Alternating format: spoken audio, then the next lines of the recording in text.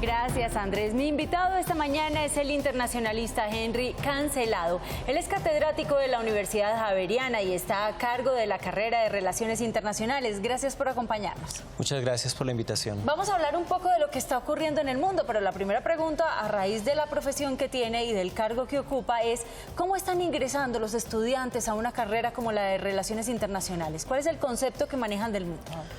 Bueno, yo creo que esta generación cambia mucho en el sentido en que hay muchos más medios de información a los que ellos pueden acceder. Digamos, son muchachos jóvenes que llegan con unas inquietudes de mundo muy diferentes. Entonces llegan a preguntarse qué hago yo en el mundo, ya no solo en mi país, ¿sí? Y qué hace mi país en el mundo y por qué pasa lo que pasa. Además que también hay un cambio de contexto interesante en Colombia y es que la política internacional cada vez nos golpea más, nos llega más y a la gente le interesa más. O sea, ¿sí? las redes sociales también atraen ese mundo a nosotros. Sí, claro, nos llega y nos enteramos de cosas que de pronto antes no nos enterábamos tan abiertamente. Digamos, tenemos los problemas con Nicaragua, tenemos relaciones con Venezuela, tenemos socios, tenemos potencias que llegan, tenemos políticos que nos visitan. Entonces, cada vez es un mundo que le llega mucho más a los jóvenes y ellos llegan con esa inquietud a las universidades. Eso pasa con los estudiantes, pero somos muchos los colombianos y las colombianas que están ahorita en la casa y que no tienen un concepto general de lo que está pasando en el mundo. Venimos de unos atentados en París en el 2015, continuamos con un impacto solo la semana pasada en Bruselas, lo que acaba de suceder con estos dos atentados en el aeropuerto, en el metro, y también despertamos con lo que ha sucedido en Pakistán, más de 70 muertos, 350 heridos. ¿Qué está pasando?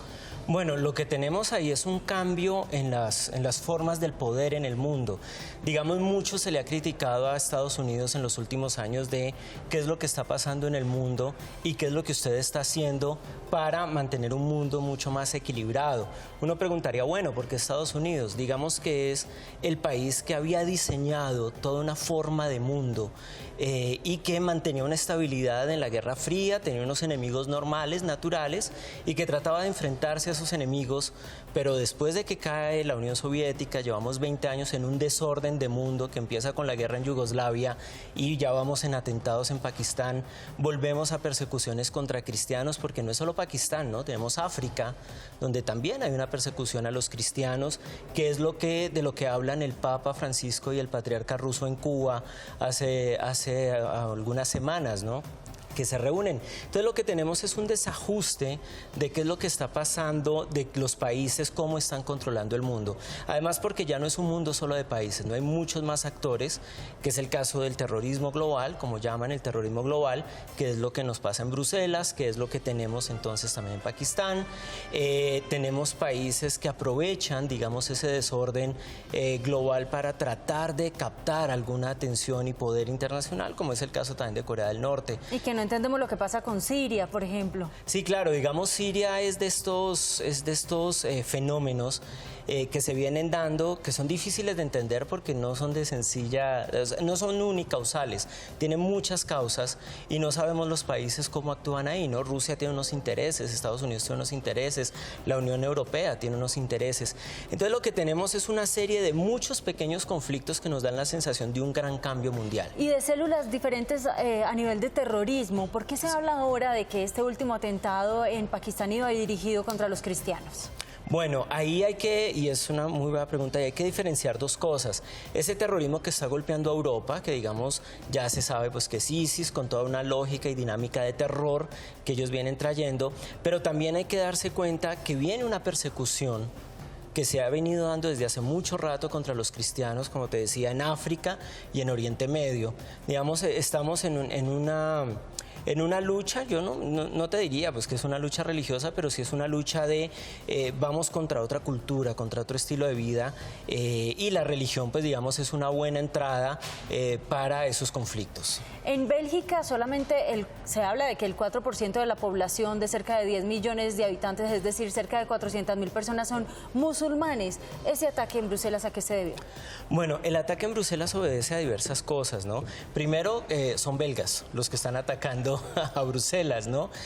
Segundo, ¿por qué Bruselas? Si todo el mundo me pregunta por qué Bruselas en otra parte.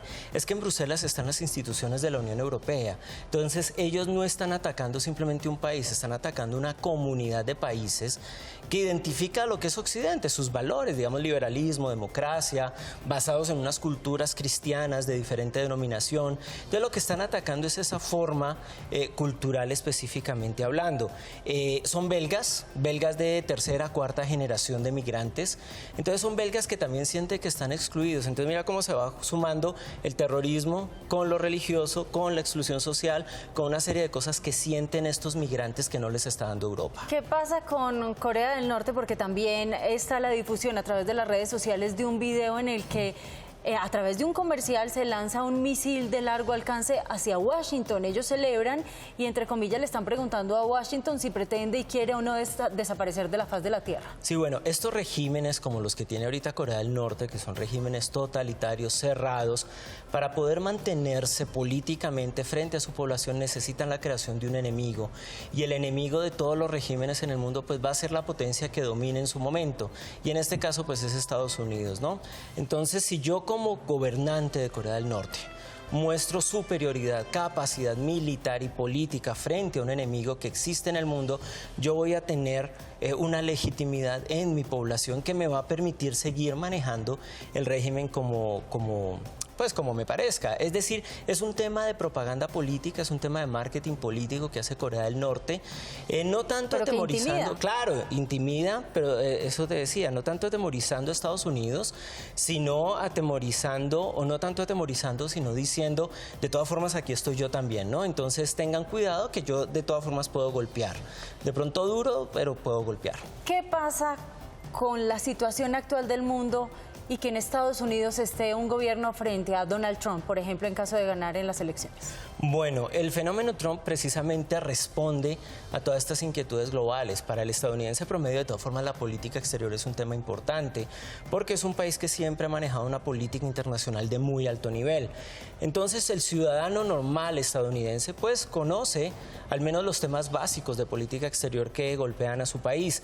Entonces, cuando ven que pierden un poder que se suponía que ellos tenían, empiezan a manejar los discursos más fuertes que está manejando Donald Trump. Entonces, voy a volver a ser América grande, va a ser una América blanca, va a ser una América que se sobrepone a todas las amenazas que se está manejando.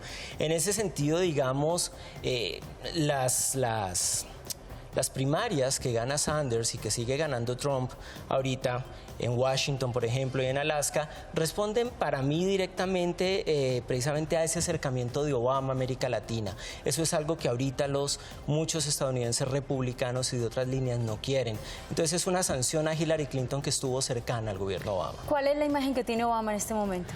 Obama hacia el interior y en los sectores más de centro y centro-izquierda estadounidenses pues es muy alta, ¿cierto? Es de un tipo pacifista, de un presidente pacifista que se acerca al mundo, pero de todas formas hay una gran cantidad de estados en el centro de los Estados Unidos que no copian ese discurso. Esos discursos son de las costas, Nueva York, California, más no Alaska, ¿sí ves? Entonces tenemos en el centro una gran cantidad de estados, Kansas, Arkansas, Dakotas, Carolinas, que no fácilmente copian ese discurso. Entonces ahí es donde está la pelea electoral más fuerte. Si Donald Trump se dice que no tiene un afecto tan cercano con los migrantes, ¿por qué ganó en la Florida? Bueno, esa es una de estas paradojas que todo el mundo se pregunta ahorita, ¿qué piensan los latinos en la Florida? Uno lo que puede interpretar un poco es el acercamiento, es una sanción de los cubanos por el acercamiento de Obama al régimen de Castro. Y que es un acercamiento que también se puede expandir y es un beneplácito que ellos ven frente a Venezuela también, ¿no? Y la Florida es venezolana y cubana en este momento. Entonces no queremos a Castro, no queremos a Maduro, entonces sancionamos al presidente que está detrás de estos regímenes, o que ellos interpretan pues que está apoyando a estos regímenes. Finalmente, Henry, ¿qué podemos extraer, Colombia, de esa visita de Obama a Cuba y Argentina? Bueno, yo creo que es una visita muy estratégica que hace Obama, es una visita como las que hace rato no veíamos. Pero donde de un mencionó a Colombia en el discurso. Sí, claro, es importantísimo y eso demuestra algo esencial, digamos que el proceso de paz, la Mesa de La Habana, sí está en la agenda de los Estados Unidos, contrario a lo que uno pensaría, digamos, digamos que es una cosa tangencial que no se mueve para los estadounidenses. Claro que sí, Estados Unidos tiene unos intereses y de todas formas la política que maneja Obama o que está empezando a manejar otra vez hacia América Latina es una política de me acerco, renuevo mis alianzas, porque cuando nos alejamos de América Latina surgieron todos estos gobiernos con el pues típico discurso de fuera los Estados Unidos, de toda América Latina, pero ahorita vuelvo, me acerco y qué mejor que empezar por Cuba, ¿no? Que es la cabeza de esto. Pues Henry Cancelado, muchas gracias por habernos acompañado esta mañana y mostrarnos cómo está el mundo hoy. Bueno, muchas gracias por la invitación. Una feliz Muy tarde. amable.